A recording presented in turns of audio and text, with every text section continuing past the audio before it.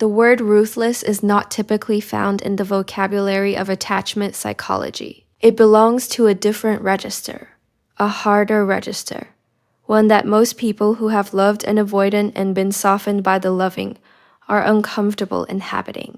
The people who find themselves in relationship with avoidant individuals tend toward the opposite of ruthlessness.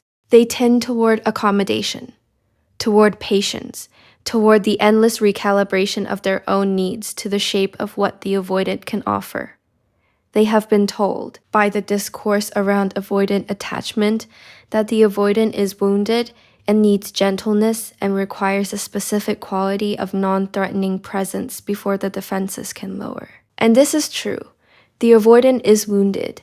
The wound does require a particular kind of relational environment to begin to heal. What the discourse does not say, with sufficient directness, is that the gentleness required in the relationship with an avoidant is not gentleness toward the avoidant's patterns. It is gentleness toward the avoidant's person. These are not the same thing. The patterns are not the person. The wound is not the whole self. And the gentleness that is extended to the patterns rather than reserved for the person does not help the avoidant. It enables the architecture that is harming both of them. Ruthlessness, in the sense intended by this analysis, is not cruelty. It is not the abandonment of care or the performance of indifference. That is sometimes mistaken for self-respect. It is something more precise and more difficult than any of these.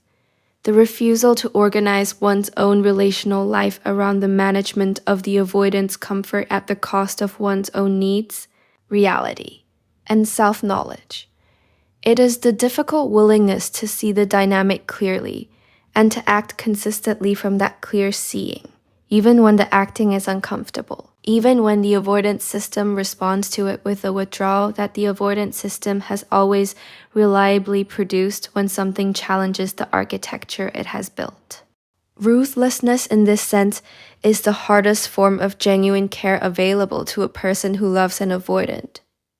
It is also, not coincidentally, the form of engagement that has the greatest capacity to produce actual change in the dynamic, because it is the only form that does not maintain the conditions under which the avoidance patterns can continue to run without consequence. Number 1. What gentleness toward the pattern actually produces.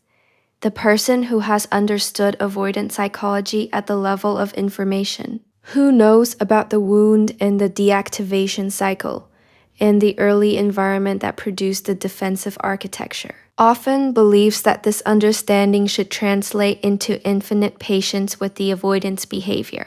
The understanding is real and it is valuable, and using it to contextualize the avoidance patterns rather than to pathologize them is genuinely important. What the understanding does not license, though it is frequently used this way, is the indefinite suspension of one's own relational needs in service of the avoidance comfort. This suspension is what gentleness toward the pattern produces, and its effects on both people in the relationship are significant and consistently underexamined.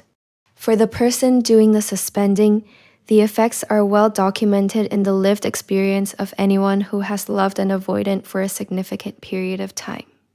The suspended needs do not disappear. They accumulate. The self that was present at the beginning of the relationship, with its own requirements and its own legitimate relational expectations, becomes increasingly remote as the years pass and the accommodation deepens. The person who entered the relationship with a clear sense of what partnership meant to them exits it or continues in it, with a self-concept that has been gradually revised downward to match what the relationship has been able to provide.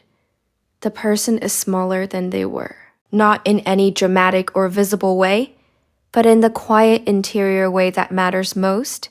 They believe less of themselves is worth having than they believed before the pattern of accommodation began. For the avoidant, the effects are different but equally significant.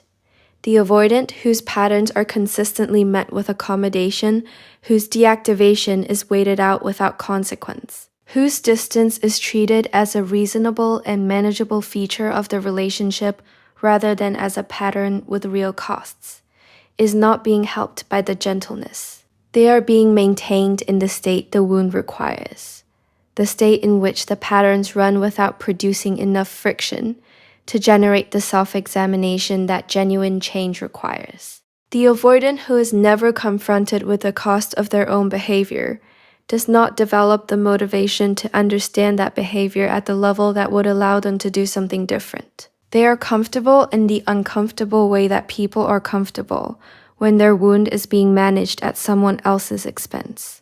There is also a specific and rarely examined cost to the relationship itself, distinct from the cost to each individual within it. The relationship that operates under the accommodation dynamic is not a relationship between two fully present people. It is a relationship between one person who is present and one person whose presence is managed by the conditions the first person has created to make the second person's presence possible.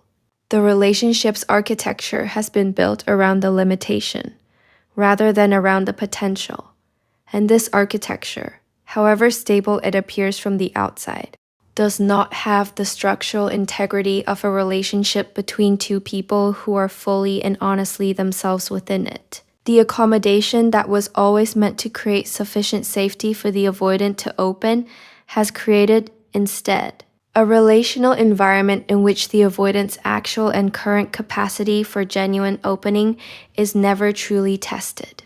Because the relational environment is always quietly adjusted before any test can fully occur and produce the honest result that both people claim to want. Number 2. The specific ways accommodation masquerades as love. The accommodation that develops in relationships with avoidant individuals is rarely recognized as accommodation by the person practicing it. It is experienced as love. It is experienced as the specific quality of caring that stays when other people would leave, that continues to offer what the avoidant cannot yet receive, that believes in the person beneath the pattern, with a loyalty that the avoidant has rarely encountered before. This experience is not entirely wrong. The love is real. The loyalty is real. The belief in the person beneath the pattern is not a delusion. What is wrong is the conflation of this love with the accommodation that has developed alongside it. The failure to distinguish between loving the person and maintaining the conditions that allow the patterns to run indefinitely. Accommodation masquerades as love in several specific forms.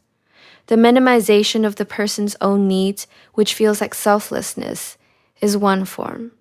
The person who has stopped mentioning what is missing, who has ceased to express the needs that the relationship consistently fails to meet, who has revised their own relational requirements downward to match what the avoidant can offer, experiences this minimization not as loss but as maturity, as the kind of considered choice that a person who understands complexity makes, rather than demanding simple reciprocity. What is actually happening is the slow erasure of the self, in the name of a love that has come to require the self's erasure in order to continue.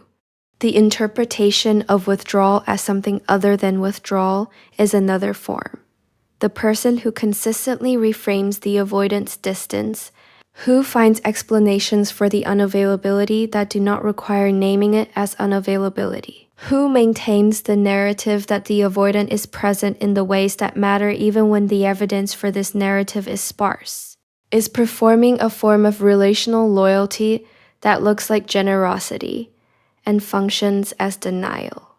The denial is not stupid. It is the product of genuine feeling combined with the specific psychological training that a relationship with an avoidant provides over time.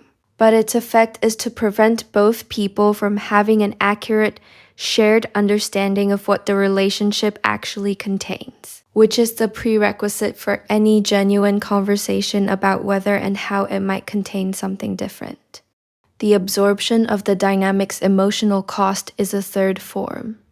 The person who processes the grief of the avoidance withdrawal privately, who does not bring the cost of the pattern to the avoidant's attention, Who manages their own distress in ways that allow the avoidant to remain unaware of the full weight of what their patterns produce? Is performing what feels like consideration and functions as the protection of the avoidant from information they need. The avoidant who does not know what their behavior costs their partner does not have access to the full picture of the relationship they are in. And a person who does not have the full picture cannot make informed decisions about whether they want to change it. Number 3. Why the avoidance system requires friction to change. The avoidance defensive architecture was built in a relational environment where the expression of authentic feeling and the expression of genuine need produced the specific pain of not being received. The architecture was the child's solution to that pain. If the need is not expressed, the pain of not having it met cannot occur. The solution was adaptive in its original context. It is maladaptive in adult relationships, where the suppression of genuine feeling and genuine need prevents the depth of connection that the adult self requires, and that the child's solution was never designed to consider. What maintains the architecture in adult life is not the original environment, which is long gone. It is the absence of sufficient relational evidence that the architecture's predictions are wrong. The prediction at the center of the avoidance defensive architecture is that authentic vulnerability produces pain. The prediction was formed from experience and was accurate in the context in which it formed. What the avoidant needs in order to update the prediction is accumulated relational experience that contradicts it. The experience of being genuinely vulnerable and genuinely received, of having the interior present in the relational space with another person, and finding that the presence produces something other than the original pain. This corrective experience is what the avoidance healing requires, and it is only available in relational contexts where the conditions for it exist. What the accommodation of the avoidance patterns actually produces is the prevention of these conditions. When the avoidance distance is consistently met with the other person's adjustment, when the deactivation cycle runs without the other person naming its cost or holding the avoidant accountable for its effects, the avoidance system receives no information that contradicts its predictions. The architecture is not challenged. The wound's oldest teaching, that the management of closeness through distance is the safest available strategy, is confirmed by every successful management of the relational environment that the accommodation enables. Friction, the clear naming of what is happening and what it costs, the maintenance of the person's own needs and standards in the face of the avoidance discomfort, is what introduces the information that the architecture cannot easily absorb, and therefore cannot easily dismiss. The friction being described is not aggressive friction. It is not the friction of conflict pursued for its own sake, not the friction of the person who has finally had enough and is expressing years of suppressed frustration in a single discharge that overwhelms the avoidance system and produces the maximum defensive response. That kind of friction confirms the avoidant's oldest prediction rather than challenging it. It provides evidence that emotional intensity in a relational context produces the specific outcome the avoidance system has always expected. The productive friction is the friction of a person who holds their own position calmly and consistently, who names what is happening without catastrophizing about it, who maintains their own needs as present realities without converting them into ultimatums. This friction does not trigger the alarm at full intensity. It creates a persistent mild discomfort in the avoidance relational environment that cannot be managed through the usual techniques because the person creating it is not escalating in ways that give the defensive system a clear target to respond to. Number 4. What ruthlessness looks like in practice. Ruthlessness in the context of the avoidant relationship is not a single dramatic act. It is not the ultimatum delivered with a specific deadline, not the anger finally expressed after years of suppression, not the decision to leave communicated in a way designed to produce the maximum impact on the avoidant's awareness of what they are losing. These are understandable impulses, and they are sometimes necessary, but they are the end states of a process rather than the process itself. Ruthlessness as a relational practice is quieter than these end states and more sustained and more difficult precisely because it is not dramatic. Drama allows the emotional energy of the situation to carry the person. Ruthlessness requires the person to carry themselves. Ruthlessness looks like naming the pattern when it runs without catastrophizing about what the naming means. It looks like saying, in the ordinary relational moments where the pattern is most visible, that the distance that just happened was noticed and that it has a cost, without the saying becoming a demand for immediate repair or a referendum on the relationship's future. The ruthlessness is in the consistency of the naming, in the refusal to allow the pattern to pass without acknowledgement, in the maintenance of a shared awareness that what is happening, and that it is not invisible to the person it affects.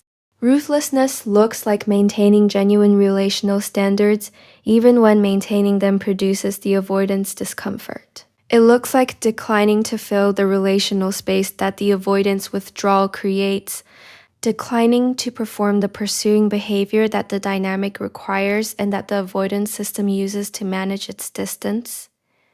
When the avoidant withdraws and the other person does not pursue, does not ask what is wrong, does not bridge the gap that the avoidant created. The avoidance system is placed in the unusual position of experiencing the full weight of the distance it created. The discomfort this produces is not cruelty inflicted on the avoidant. It is the natural consequence of the avoidant's own behavior, and experiencing natural consequences is one of the primary mechanisms through which genuine behavioral change becomes possible.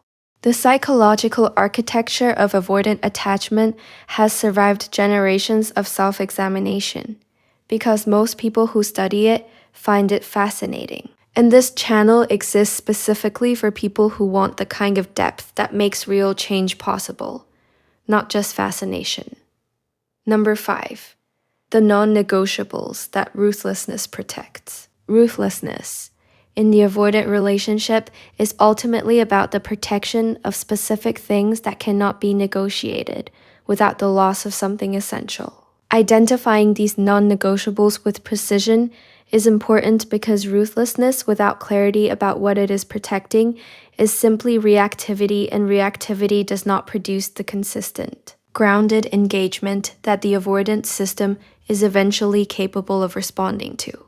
The first non-negotiable is the person's own emotional reality.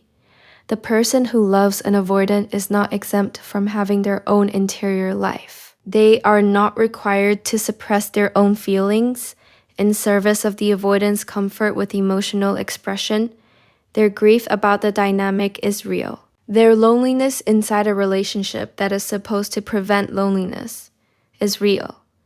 Their frustration with patterns that continue without sufficient acknowledgement is real. Ruthlessness protects the reality of these interior experiences by refusing to subordinate them indefinitely to the avoidant's discomfort with encountering them. The person's emotional reality is not a demand made on the avoidant. It is information about the shared relational space that the avoidant needs in order to understand what is actually happening between them.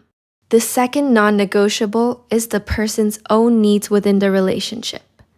Not every need is the same. Some needs are the product of anxious attachment patterns and benefit from examination rather than immediate satisfaction. But many needs are simply the legitimate requirements of a functioning relationship.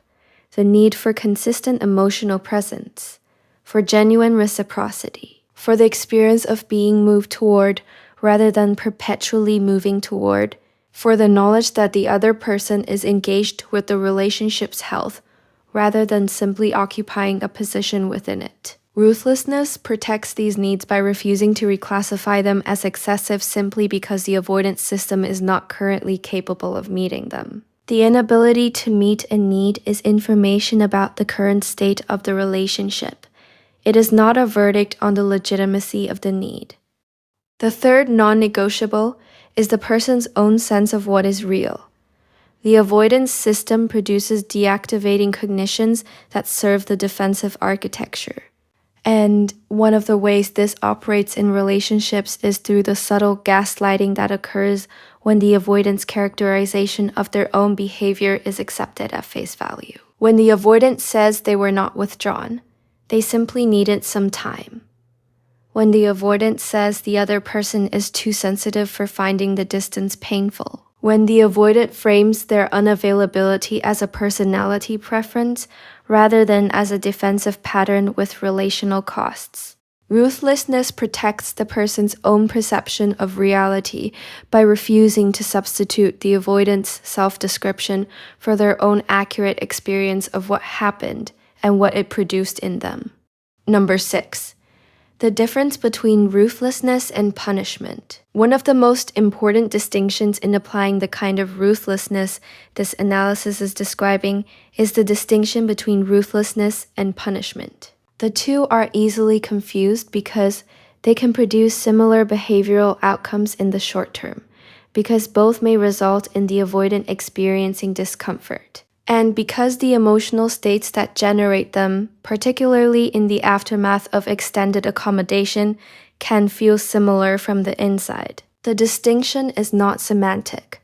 It is functional, and confusing punishment for ruthlessness produces outcomes that undermine the purpose the ruthlessness was supposed to serve. Punishment is organized around the avoidance experience. Its primary motivation is the production of a specific feeling in the avoidant, typically remorse, discomfort, or the experience of loss, designed to communicate the cost of their behavior, retroactively. Punishment is reactive rather than principled. It arrives in response to the avoidant's specific actions, and is calibrated to those actions rather than to the person's own consistent standards. Punishment is also, at its structural core, a form of continued engagement with the dynamic that the person is supposedly refusing to participate in. The person who is punishing the avoidant is still organized around the avoidance experience as the primary reference point for their own behavior. Ruthlessness is organized around the person's own integrity. Its primary motivation is the maintenance of the person's own standards, needs, and self-knowledge, not the production of any particular experience in the avoidant. Ruthlessness is proactive rather than reactive. It is expressed in the consistent maintenance of positions that reflect the person's genuine relational requirements, not in the escalation of responses to the avoidant's specific provocations. Ruthlessness does not require the avoidant to have done anything in particular. It is simply the person being genuinely themselves, with their own needs and their own non-negotiables operating consistently, regardless of how the avoidance system responds to that consistency. The practical difference is significant. Punishment teaches the avoidant that the person's behavior is contingent on the avoidant's behavior, which is a relational dynamic the avoidant knows how to manage and is already operating within. Ruthlessness teaches the avoidant that the person has a stable center of gravity that is not organized around the avoidant's comfort, which is a relational experience the avoidant has not typically encountered and cannot manage with the existing tools. There is also a difference in what each approach produces in the person practicing it. Punishment requires sustained attention to the avoidance experience as the measure of whether the approach is working, which keeps the person's psychological orientation organized around the avoidant even while attempting to disengage from the accommodation dynamic. The person who is punishing is still watching carefully, still calibrating their behavior to what the avoidant is doing and feeling, still using the avoidance experience as the primary feedback mechanism. Ruthlessness, practiced correctly, gradually shifts the person's primary feedback mechanism from the avoidance experience to their own. The question that guides the person's behavior changes from what will this produce in the avoidant to what is actually true for me. And this shift in the guiding question is itself a significant psychological change, one that produces a different quality of relational presence and a different foundation for whatever comes next. Number 7. How the avoidance system responds to genuine ruthlessness over time. The avoidance immediate response to the introduction of genuine ruthlessness into the relational dynamic is not typically positive. And understanding this is essential for the person who is attempting to change their approach. The initial response is usually some form of the defensive behavior that the avoidance system produces when the relational environment shifts in a direction that the system did not predict and does not have a prepared response for. The avoidant, who has been accustomed to a relational partner who accommodates, pursues, and minimizes their own needs, encounters a partner who is doing none of these things and interprets the change through whatever defensive framework is most available. The change is experienced as rejection, as hostility, as the other person becoming difficult. The avoidant may become briefly more withdrawn than usual, or briefly more critical, or may produce an escalation of the very behaviors that the ruthlessness was introduced to address. This initial escalation is not evidence that the ruthlessness is wrong. It is the defensive system testing whether the change is real or temporary, whether the new behavior will be sustained, or whether the previous accommodation will resume if the avoidance system applies sufficient pressure. The accommodation almost always resumed in the past when the avoidance system applied pressure, which is part of how the accommodation became the relational baseline. The ruthlessness is only functional if it is sustained through the initial escalation, and sustaining it requires the person to be clear enough about what they are doing and why that they can tolerate the avoidance discomfort without interpreting it as evidence that they are doing something wrong. Over time, if the ruthlessness is sustained, the avoidance system encounters something it genuinely has not encountered before in this relationship. Another person whose behavior is not organized around the management of the avoidance comfort. The relational environment has changed in a way that is consistent and persistent, and not retractable through the usual mechanisms. The avoidance system, which is calibrated to the previous environment, must update its assessment of what it is operating within. This update is not conscious and it is not immediate, but it is real. And it produces a gradual shift in how the avoidant engages with the relationship, because the relationship is no longer the same environment it was, and the previous behaviors do not produce the same results in the new environment that they produced in the old one. Number 8. What ruthlessness requires the person to confront in themselves. The ruthlessness being described throughout this analysis is not primarily directed at the avoidant. It is directed first, and with considerably more sustained difficulty, at the person themselves and at the patterns within their own psychology that have been maintaining the accommodation. The accommodation that the person has been practicing did not develop in a vacuum. It developed from their own psychology, their own wound, their own relational history, and the patterns it created. The person who can maintain what appears to be indefinite patience with an avoidant, who can consistently subordinate their own needs without sustained or effective protest, who can revise their own relational requirements progressively downward to match what the dynamic is currently able to offer, is not doing this solely because the avoidant requires it of them. They are doing this because their own psychological organization, in some specific and examinable dimension, makes the accommodation familiar or safe, or preferable to the discomfort of the alternative. Confronting this requires the ruthlessness to turn inward before it turns outward. The person who begins to practice genuine ruthlessness in the avoidant relationship will encounter, in the process, the aspects of their own psychology that maintain the accommodation. The fear of the avoidance withdrawal if the needs are expressed. The belief that the relationship will not survive the honest naming of what is missing. The specific quality of self-erasure that has made the accommodation feel not like deprivation, but like devotion. These beliefs and fears are real, and they deserve honest examination. They are not eliminated by the decision to be more ruthless. They are what the ruthlessness must be practiced against, in the sense that genuine ruthlessness requires acting from one's own genuine relational standards, even when the internal experience of doing so is the fear that those standards will cost the relationship.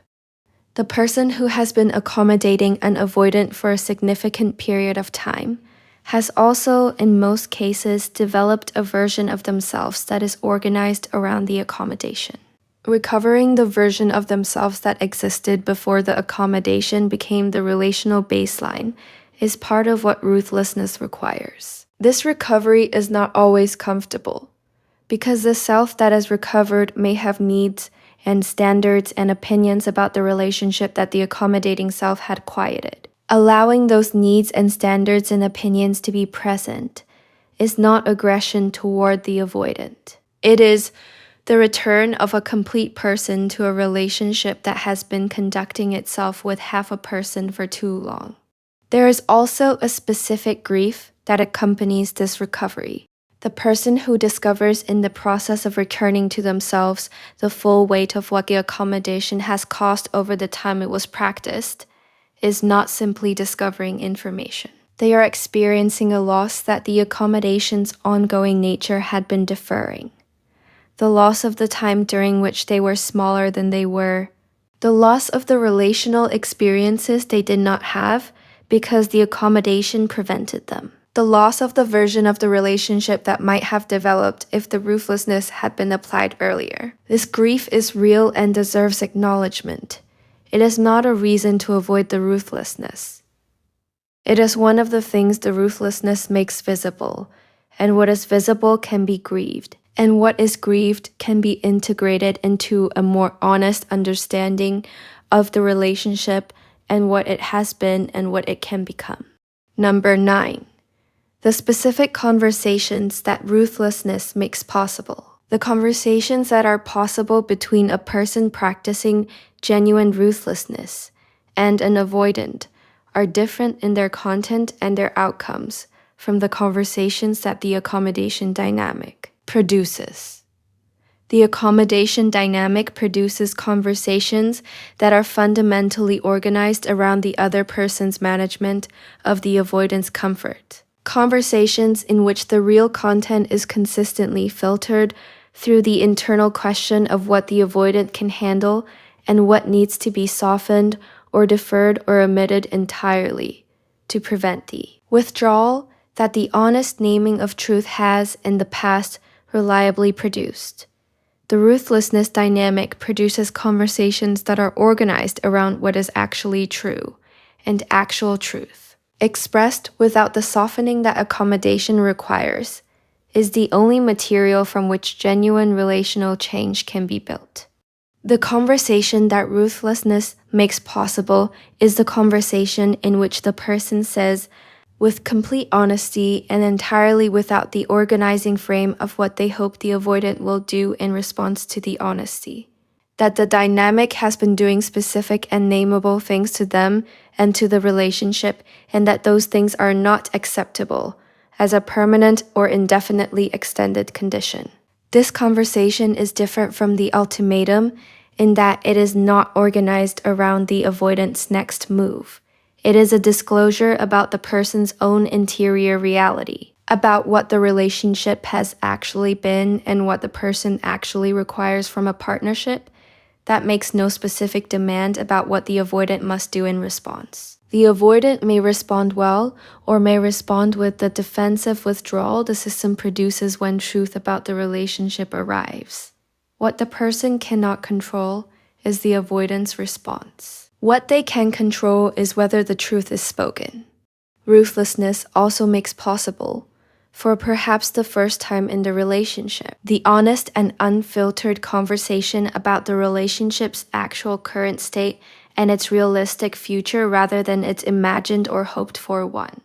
The accommodation dynamic produces and sustains a fantasy about what the relationship is gradually becoming, a forward-looking narrative in which the current patient is slowly and continuously creating the conditions for the avoidant to open and the relationship to deepen into what both people are ostensibly waiting for.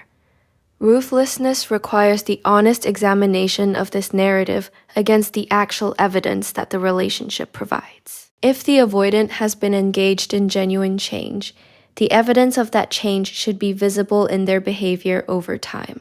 If the narrative of gradual opening is not supported by observable behavioral evidence across a reasonable period of time, ruthlessness requires the person to acknowledge this clearly and to make decisions based on the actual evidence rather than extending the timeline of the narrative indefinitely into a future that the current evidence does not support and that may not arrive regardless of how long the waiting continues.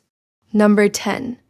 When ruthlessness means leaving and how to know when that point is reached. The most demanding application of ruthlessness in the avoidant relationship is the one that requires the person to confront the question of whether staying in the relationship is consistent with the genuine self-knowledge and genuine standards that ruthlessness is designed to protect. This confrontation is demanding because the avoidant dynamic produces a specific form of attachment that makes leaving feel disproportionate to the visible dysfunction. Because the genuine feeling is real and the care for the person is real and the awareness of the wound beneath the patterns produces a compassion that can make the assessment of whether to stay complicated beyond what the situation's external features would suggest. The ruthless examination of whether to leave requires a clear-eyed assessment of several things. The first is whether the avoidant is engaged in genuine work on their own patterns, not as a performance designed to prevent the person from leaving, but as an authentic and sustained engagement with the self-knowledge that change requires. The behavioral evidence of this engagement is specific and observable across time rather than detectable only in isolated moments. The sustained willingness to name their own patterns rather than only acknowledging them reluctantly when the other person has already named them first. The capacity to remain in the relational space of a difficult conversation without the deactivation that the system has always produced at this threshold. And the evidence visible in small but consistent relational moments that the nervous system is genuinely updating its oldest predictions in response to the accumulated corrective experience of the relationship, rather than simply waiting with patience for the current period of pressure to pass until the other person's accommodation eventually resumes its familiar shape. The second is whether the person's own needs are being genuinely considered, not met in every instance, because relationships involve negotiation, and not every need is met in every moment, but genuinely considered as legitimate inputs into the relationship's ongoing shape.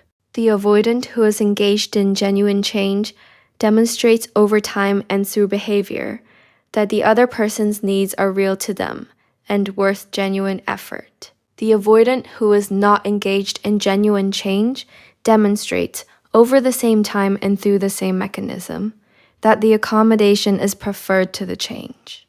The third and most important is whether the person in the process of practicing ruthlessness and recovering the self that the accommodation eroded still wants this specific relationship with this specific person. The recovery of genuine selfhood sometimes produces the discovery that what the self wants is not the same as what the accommodation had organized life around. This discovery is not failure. It is the information that ruthlessness was supposed to generate, the honest knowledge of what is actually true about the person's own interior, expressed in the conditions that make honesty possible, rather than suppressed in service of a relational architecture that required its suppression to function. Conclusion. Ruthlessness, in the sense this analysis has been describing throughout, is not a departure from love.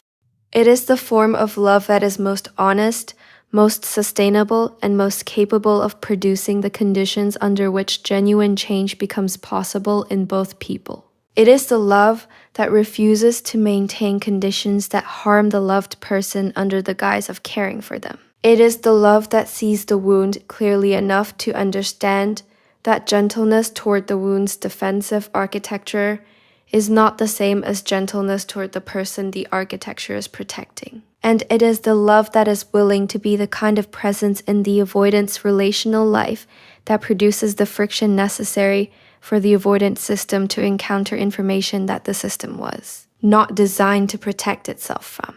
The accommodation dynamic that most relationships with avoidance settle into is not a failure of love. It is what happens when genuine love operates without sufficient self-knowledge and without sufficient psychological understanding of what the avoidance healing actually requires. The person who accommodates indefinitely loves genuinely, but loves in a form that maintains the wound rather than creating the conditions for the wound to heal. The ruthlessness required to change this dynamic is not comfortable, and it is not initially welcomed by either person.